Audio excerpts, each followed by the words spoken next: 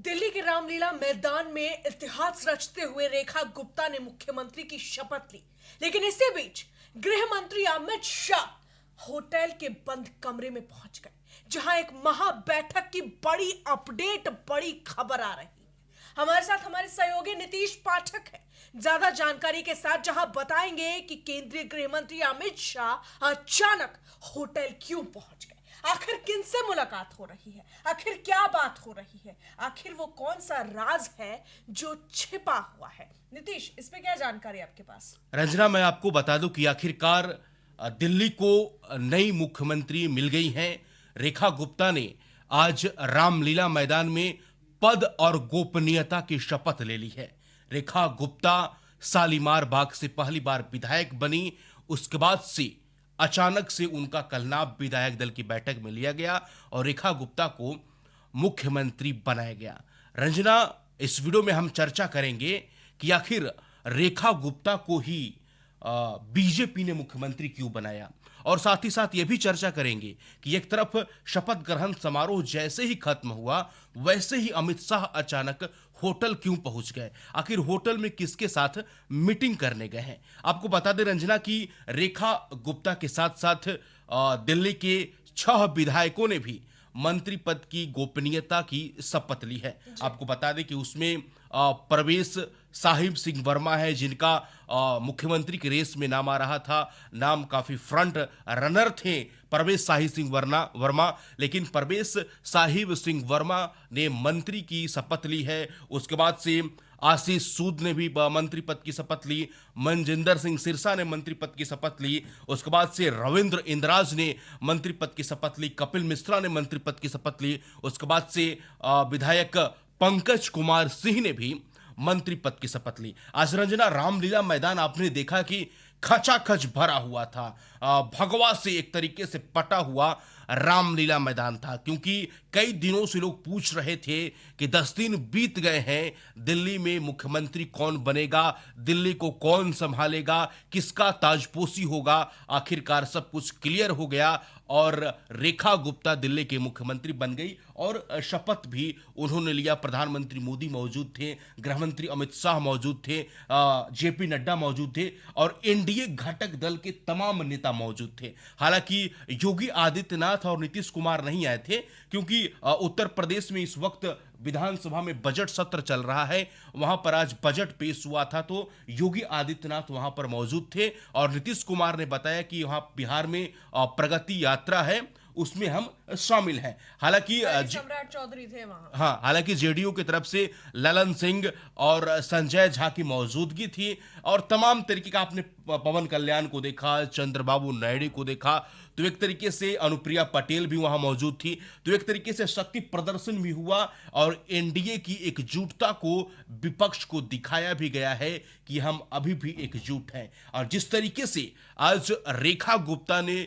शपथ ली, उसके बाद से कई तरीके का संदेश जो है अलग अलग राज्यों में भेजा जा रहा है। भारतीय जनता पार्टी ने रंजना रेखा गुप्ता को मुख्यमंत्री बनाकर एक तीर से कई निशाने छोड़ दिए हैं। आपको बता दें कि यह सोची समझी रणनीति के तहत रेखा गुप्ता को भारतीय जनता पार्टी ने मुख्यमंत्री बनाया लेकिन है। अगर आप कह रहे हैं कि रेखा गुप्ता का पहले से चल रहा है और आप कह रहे हैं कि बहुत सोचा समझा है, हालांकि काफी सस्पेंस भरा रहा बीजेपी को निर्णय लेने में, ये बहुत ज्यादा लेट हो गया, ये आप मानेंगे और मुझे लगता है जो दर्शक है वो भी इस बात को समझते हैं। लेकिन इस बीच प्रवेश वर्मा का जो नाम चल रहा था, कई लोगों को सहानुभूति भी है प्रवेश वर्मा से, कि एक तरीके से उनकी बात चल रही थी कि मुख्यमंत्री पद के प्रबल दावेदार है, लेकिन उनका रेस से पीछे हट जाना। इसके अलावा उन्होंने ये भी कहा कि हमें खुशी है कि रेखा गुप्ता को मुख्यमंत्री बनाने की बात कही गई है, उनका नाम आया, लेकिन उनके चेहरे पर जो रौनक पहले नजर आ रही थी वो बाद में नजर नहीं आ रही थी। तो क्या ये एक तरीके से, मेरा सवाल इससे जुड़ा हुआ है, ये क्या प्रवेश वर्मा नाराज है, दुखी है, इसका ड्रॉबैक क्या नजर आ रहा है आपको? नहीं रंजना, देखिए, जब प्रवेश वर्मा एक जायंट किलर हैं अरविंद केजरीवाल को उन्होंने पटकनी दी है। तो लोग कयास तो लगाएंगे ही, तमाम तरीके, हर कोई दावेदारी पेश करता है क्योंकि बड़े दिग्गज नेता है, दिल्ली प्रदेश में उनके फादर जो हैं मुख्यमंत्री रह चुके हैं, तो दावेदारी हर कोई पेश करता है, हर कोई अपना जो नाम है आगे रखता है, उनके समर्थक होते हैं, उनके चाहने वाले होते हैं, हर कोई चाहता है कि उनका नेता जो है मुख्यमंत्री बने। लेकिन Bharatiya Janata party cadre base party है, वो कैडर को अपना महत्व देती है और भारतीय जनता पार्टी कार्यकर्ताओं को अपना महत्व देती है। और भारतीय जनता पार्टी में जो भी तय होता है, जो भी आला कमान तय होता है, जो भी संसदीय दल तय करता है, जो पार्लियामेंट्री बोर्ड तय करता है, वही अंतिम निर्णय होता है। नाराज होने वाली संभवतः ऐसी कोई बात नहीं है। जो सोशल मीडिया में तमाम तरीके की खबरें चल रही है, उससे इतर हम बात करें तो परवेज साहिब सिंह वर्मा नाराज नहीं होंगे। जो पार्टी ने निर्णय लिया है, सोच समझकर निर्णय लिया है, और बीजेपी इसके लिए जानी जाती है। आपको मैं बता रहा था कि सोची समझी रणनीति, तो अब सवाल होगा आपका कि भैया सोची समझी रणनीति कैसे है, आखिर क्या मतलब कि उनका रणनीति है? तो रणनीति यह है रंजना कि सबसे पहले भारतीय जनता पार्टी हमेशा कहती है कि ये महिला सशक्तिकरण की बात करते हैं, महिलाओं को इज्जत देने की बात करते हैं, इज्जत घर प्रधानमंत्री मोदी ने बनाया। उसके बाद से जिस तरीके से संसद में महिलाओं की हिस्सेदारी की बात हुई, लेकिन एक भी मतलब कि महिला मुख्यमंत्री नहीं थी। बीजेपी शासित राज्यों को आप एक बार नजर उठाकर देख लीजिएगा तो एक भी महिला मुख्यमंत्री आपको देखने को नहीं मिला। हालांकि एक सिर्फ उप मुख्यमंत्री राजस्थान में दिया कुमारी है, उनका भी रेस में नाम था कि वो सीएम बनेंगी उस वक्त, लेकिन अचानक से वहां पर भजन लाल शर्मा का नाम आया। ये माना जा सकता है कि एक तरीके से भारतीय जनता पार्टी को इस कलंक से एक तरीके से छुटकारा मिल गया कि आप किसी महिला को मुख्यमंत्री क्यों नहीं बनाते हैं। बिल्कुल, तो पॉइंट दर पॉइंट हम समझाएंगे कि महिला वोट बैंक साधने के लिए भारतीय जनता पार्टी ने एक खेल रचा और एक प्लान बनाया कि महिला वोट बैंक को कैसे साधेंगे। क्योंकि आपने देखा कि अरविंद केजरीवाल थे, वो महिलाओं के लिए कई योजनाओं का उन्होंने शुरुआत किया, जैसे कि बस में महिलाओं के लिए फ्री सुविधा, महिला सुरक्षा और तमाम तरीके के लिए महिलाओं को लेकर आपने देखा कि इससे मध्य प्रदेश का चुनाव हो तो महिलाओं के लिए अलग से योजना बनाई गई, महाराष्ट्र में महिलाओं के लिए अलग से योजना बनाई गई। तो महिला वोट बैंक को साधने के लिए रेखा गुप्ता को बीजेपी ने मुख्यमंत्री बनाया। दूसरा है अब आतिशी इससे पहले मुख्यमंत्री थी रंजना, तो आतिशी का काउंटर चाहिए था। अगर मान लीजिए आतिशी एलओपी बनती है, लीडर ऑफ ऑपोजिशन बनती है, नेता प्रतिपक्ष बनती है, तो उसका काट बीजेपी ने रेखा गुप्ता के तौर पर खोजा है कि आप एलओपी हैं तो उसके बाद से हमारी जो मुख्यमंत्री हैं वो भी महिला है, क्योंकि विपक्ष इस पर हमलावर हो जाता है कि आप महिला को क्यों नहीं जगह दे रहे हैं, आप तो महिलाओं के लिए बड़ी बड़ी बातें करते हैं, बड़े बड़े दाव करते हैं, महिला मुख्यमंत्री आपकी है ही नहीं, महिलाओं को आप आगे फ्रंट में रखते क्यों नहीं है। तो आतिशी का एक तरीके से काउंटर समझा जाए। उसके बाद से दिल्ली के कोर वोट बैंक अगर बात करें रंजना, तो वैश्य समुदाय से लोग आते हैं। दिल्ली के वैश्य समुदाय काफी अच्छे खासे हिस्से में है, अच्छी खासी आबादी है उनकी। तो कोर वोट बैंक को साधने के लिए भी बीजेपी ने यह खेल रचा, क्योंकि रेखा गुप्ता भी हरियाणा से आती हैं, अरविंद केजरीवाल भी हरियाणा से आते हैं, और अरविंद केजरीवाल भी वैश्य समुदाय से है रंजना, और रेखा गुप्ता भी वैश्य समुदाय से है। तो पूरी तरीके से सोची समझी रणनीति है, एक तरीके से पूरे प्लानिंग करके मोदी और अमित शाह ने रेखा गुप्ता को उतारा है। उसके बाद से एक जोड़ना चाहूंगी, आगे बढ़े आप उससे पहले, क्योंकि आपने ये जिक्र किया कि वैश्य समाज से रेखा गुप्ता आती हैं, क्योंकि अरविंद केजरीवाल भी उसी समाज से आते हैं। तो इसमें मैं एक अपडेट जरूर देना चाहूंगी कि दिल्ली की अगर मैं खास तौर पे बात करूं तो 8% के लगभग वैश्य समाज से आते हैं। और भारतीय जनता पार्टी की मैं बात करूं तो पिछले कुछ समय से वैश्य समाज, या आप कहिए कि जो बनिया जाती हैं, उन लोगों में एक नाराजगी जरूर थी बीजेपी के आला कमान से, क्योंकि पिछले कुछ दौर में देखा गया कि ऐसे उच्च स्तर पे किसी को हिस्सेदारी नहीं दी गई है या जिम्मेदारी नहीं दी गई है, इस वजह से एक नाराजगी जरूर थी। तो इसमें मैं ये भी जोड़ना चाहूंगी कि भारतीय जनता पार्टी ने रेखा गुप्ता को मुख्यमंत्री पद देकर एक जो वैश्य समाज में नाराजगी थी वो जरूर खत्म कर दी है। और जो मुख्यमंत्री अरविंद केजरीवाल पहले थे, जो वैश्य समाज से आते थे, उनका पूरा का पूरा वोट बैंक यहाँ बीजेपी के पाले में जरूर आता है, जिसका फायदा आने वाले आगामी चुनाव बिहार में जरूर भारतीय जनता पार्टी। बिल्कुल आपने रंजना बिल्कुल सही कहा। ऐसा कहा जाता है, तमाम राजनीतिक पंडित कहते हैं कि जो बीजेपी है वो ब्राह्मण और बनियों की पार्टी है, लेकिन ब्राह्मण और बनिया जो है बीजेपी से खासे नाराज चल रहे, ये तमाम तरीके के राजनीतिक विश्लेषक बोलते हैं। तो इसी तर्ज पर ब्राह्मणों की बात करें तो देवेंद्र फडणवीस महाराष्ट्र में ब्राह्मण चेहरा है, उनको मुख्यमंत्री बनाया गया। राजस्थान में भजनलाल शर्मा को मुख्यमंत्री बनाया गया। अब बनिया समुदाय को भी तरजीह दी गई है, रेखा गुप्ता को भी बनाया गया। तो एक तरीके से वोट बैंक को साधने के लिए, क्योंकि तमाम राजनीतिक दल करते आते हैं कि हम राजनीतिक समीकरण को बैठाकर अपना मंत्री बनाते हैं, उम्मीदवार बनाते हैं।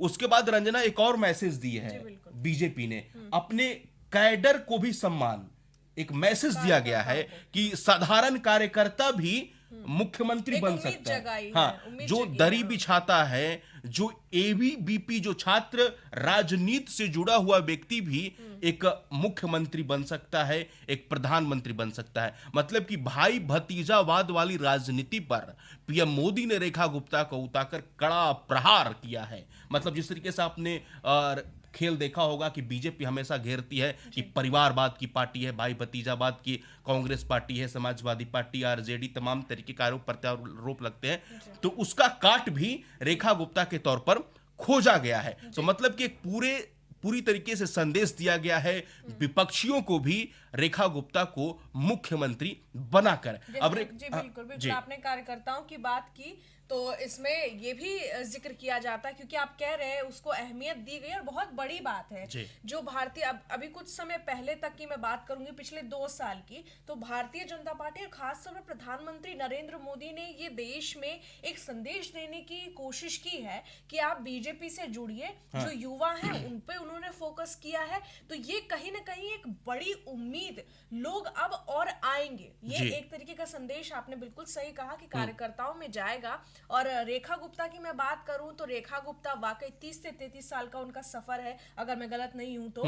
इस सफर में उन्होंने कई नाकामयाबी भी देखी। 2023 में आपने भी मेयर चुनाव को कवर किया था, हमने भी किया था। उस वक्त भी हमने रेखा गुप्ता को देखा था, जुनून तो था उस वक्त भी, हारी थी, लेकिन वो उनके चेहरे पर वो कहते हैं जज्बा, जोश कम नहीं हुआ। इसके अलावा शालीमार बाग से पिछली बार भी हारी थी, तब भी इनका जोश हाई रहा। तो ये भी एक संदेश है कि आप हार कर भी बाजीगर बन सकते हैं। और रेखा गुप्ता के बारे में मैं अंतिम बात ये कहूंगी कि उनका कोई पॉलिटिकल बैकग्राउंड नहीं है, ना उनके पिछले मैं उनका पूरा देख रही थी अपने, उनके परिवार का कोई बैंक में है, कोई किसी तरीके से एक बहुत ही नॉर्मल सी जिंदगी, बहुत ही आम जिंदगी उनका परिवार जीता है। तो कोई राजनीतिक संबंध भी नहीं है। तो ये एक अपनी कार्यशैली पर रेखा गुप्ता ने खुद को प्रूव किया है। और एक जो महिलाओं की बात तो बीजेपी करती है, इससे एक साबित करती है कि हम महिलाओं के बारे में सोचते हैं। बिल्कुल रंजना, अब रेखा गुप्ता जैसे ही मुख्यमंत्री पद की शपथ ली, वैसे ही अरविंद केजरीवाल के जो नींद है उड़ गए हैं। अब अमित शाह के साथ बैठे हुए थे, अमित शाह के बगल में बैठे थे चंद्रबाबू नायडू, जेपी नड्डा, पवन कल्याण और जेडीयू के तमाम नेता, क्योंकि बिहार में आने वाले वक्त में लोग विधानसभा के चुनाव हैं। तो आखिर वहां से अचानक होटल गए हैं। अचानक होटल में शपथ के तुरंत बाद होटल गया अमित शाह, और वहां पर अमित शाह होटल में बैठकर मीटिंग कर रहे हैं। उससे पहले मैं बता दूं कि रेखा गुप्ता ने कह दिया है कि मैं शीश महल में नहीं रहूंगी। शीश महल पर तमाम तरीके की राजनीति हुई, बीजेपी लगातार हमलावर रही अरविंद केजरीवाल पर कि आपने करोड़ों रुपए के पर्दे लगा दिए, तमाम तरीके के आरोप प्रत्यारोप हुए। तो उस पर रेखा गुप्ता ने सीधे तौर पर कहा कि मैं शीश महल में नहीं रहूंगी। और रेखा गुप्ता ने यह भी कह दिया कि जो हमने वादा किया है उस वादे को निभाऊंगी और विकसित दिल्ली बनाऊंगी। और रेखा गुप्ता ने भी कहा कि 8 मार्च को अंतर्राष्ट्रीय महिला दिवस होता है, उसी दिन 2500 रुपया का जो वादा किया था बीजेपी ने कि हर महिलाओं के खाते में 2500 रुपया देंगे, अभी तक रेखा गुप्ता ने कहा है कि 2500 रुपया दे देंगे। तो पूरी तरीके से राजनीति अब शुरू हो गई है, क्योंकि इस बार यह भी समझना होगा रंजना कि आम आदमी पार्टी एक मजबूत विपक्ष है। आम आदमी पार्टी जब सरकार में थी तो इससे पहले 15 में 3 सिर्फ विपक्ष के नेता थे। जब 20 की राजनीति हुई तो आम आदमी पार्टी सरकार में थी तो सिर्फ 8 विधायक थे विपक्ष में। लेकिन इस बार 48 तो है बीजेपी के पास, लेकिन इधर भी मजबूत 22 है। तो आम आदमी पार्टी वाले भी सवाल पूछेंगे कि आपने ये वादा किया था, काम क्यों नहीं किया। तो रेखा गुप्ता के लिए भी चुनौती कम नहीं है, इससे भी पीछे नहीं हटना पड़ेगा। अब आते हैं कि रेखा गुप्ता के साथ 6 विधायकों ने शपथ ली। रेखा गुप्ता के बाद तुरंत बाद परवेश साहिब सिंह वर्मा, जो कि उनके पिताजी भी मुख्यमंत्री रहे हैं, परवेश वर्मा ने पद और गोपनीयता की शपथ ली है। आपको बता दें कि जाट समुदाय से आते हैं परवेश वर्मा, काफी कद्दावर नेता है, फायर ब्रांड नेता है, भारतीय जनता पार्टी के 2 बार के विधायक भी हैं, सांसद भी रहे हैं। तो परवेश वर्मा के पास भी काफी अनुभव है। परवेश वर्मा के बाद तुरंत शपथ लेते हैं आशीष सूद। आशीष सूद आपको बता दें कि पंजाबी समुदाय से आते हैं और आम आदमी पार्टी की पंजाब में सरकार है, तो एक तरीके से वहां भी अटैक किया गया है कि पंजाबी समुदाय के लोगों को भी हमने कैबिनेट में जगह दी है। आशीष सूद के बाद शपथ लेते हैं मनजिंदर सिंह सिरसा। भारतीय जनता पार्टी के कद्दावर नेता है, मोदी के करीबी माने जाते हैं और मनजिंदर सिंह सिरसा सिख हैं, तो सिख समुदाय को भी एक तरीके से मैसेज दिया गया है, उनके वोट को भी साधने की कोशिश की गई है। मनजिंदर सिंह सिरसा के बाद शपथ लेते हैं रविंद्र इंद्रराज। जिस तरीके से आपने देखा कि विपक्ष बार बार घेरता है कि दलित विरोधी बीजेपी पार्टी है, बाबा साहेब आंबेडकर के संविधान के खिलाफ बात करती है, इस प्रकार की तमाम तरीके के आरोप प्रत्यारोप संसद में भी देखने को मिलते हैं, सड़क पर भी देखने को मिलते हैं, विपक्ष बीजेपी को घेरती है। लेकिन बीजेपी ने इस बार एक दलित समुदाय से आने वाले रविंद्र इंदिरा, जो कि बवाना से विधायक हैं, उनको जगह दी गई है। उसके बाद से कपिल मिश्रा, जो कि पहले आम आदमी पार्टी के नेता थे, आम आदमी पार्टी में रहते हुए ही उन्होंने करावल नगर से विधायक बना था, लेकिन इस बार कपिल मिश्रा को कैबिनेट में जगह दिया गया है। ब्राह्मण चेहरे हैं, पूर्वांचल से ताल्लुकात रखते हैं कपिल मिश्रा, तो इस वजह से उनको जगह दिया गया है। और अंतिम में शपथ लेते हैं पंकज कुमार सिंह। पूर्वांचली चेहरा है, राजपूत समाज से आते हैं, तो पूर्वांचली वोट बैंक को साधने की भी कोशिश की गई है। तो तमाम तरीके का शपथ ग्रहण काफी ऐतिहासिक रहा। रेखा गुप्ता महिला है, एक तरीके से हर राज्यों में संदेश भी पहुंचा है और बड़े बड़े नेताओं के साथ, बड़े बड़े एनडीए के नेताओं के साथ, मतलब कि एनडीए के नेता हो गए पवन कल्याण, चंद्रबाबू नायडू, ललन सिंह, संजय झा, अनुप्रिया पटेल के साथ बंद कमरे में, होटल के बंद कमरे में अमित शाह मीटिंग कर रहे हैं। कुछ संदेश देना चाहेंगे वहां से, शायद वो संदेश जो है बिहार के लिए हो, बिहार के लिए रणनीति बनाई जा रही हो, क्योंकि बिहार में बस कुछ ही महीनों बाद वहां पर विधानसभा के चुनाव है और बिहार में बीजेपी इस बार कुछ बड़ा करने जा रही है। रंजना जी बिल्कुल, आप बिल्कुल जो सबसे बड़ा अपडेट था वो आपने दिया और बताया कि किस तरीके से प्रधानमंत्री नरेंद्र मोदी और गृह मंत्री अमित शाह की जोड़ी 4 कदम आगे रखती है और ये भी जानती है कि आगे करना क्या है। तो शायद यही स्ट्रैटेजी रही जो भारतीय जनता पार्टी को दिल्ली में वापस से 27 साल बाद के वनवास को खत्म करने में कामयाब रही। बहरहाल इस पूरी खबर में इतना ही। इस अपडेट को लेकर आप क्या सोचते हैं, आपकी क्या राय है, कमेंट में जरूर लिखें और देखते रहिए HCN न्यूज़। धन्यवाद। नमस्कार।